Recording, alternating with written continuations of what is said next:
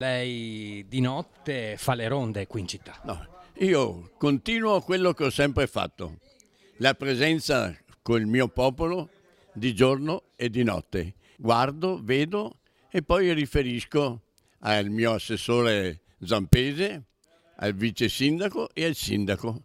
Ce n'è bisogno.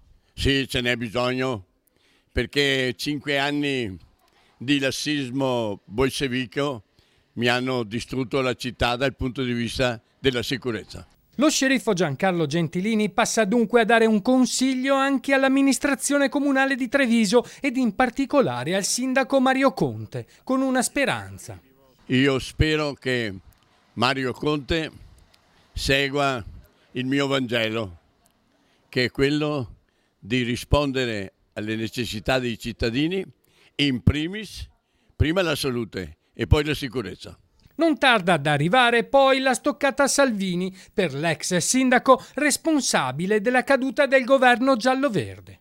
Io ho detto a Salvini che hai fatto un autogol, hai fatto un atto che non doveva essere fatto e quindi devi rimetterti in panchina, rifare un esame di coscienza.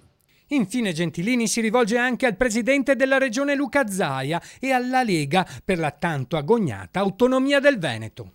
L'autonomia del Veneto è difficile raggiungerla con l'estensione della Lega a partito nazionale. Ecco, io vorrei dire, l'ho detto anche a Luca Zaia, come potevi pretendere l'autonomia da parte di una Lega che aveva abbandonato il nord e aveva abbracciato tutta l'Italia.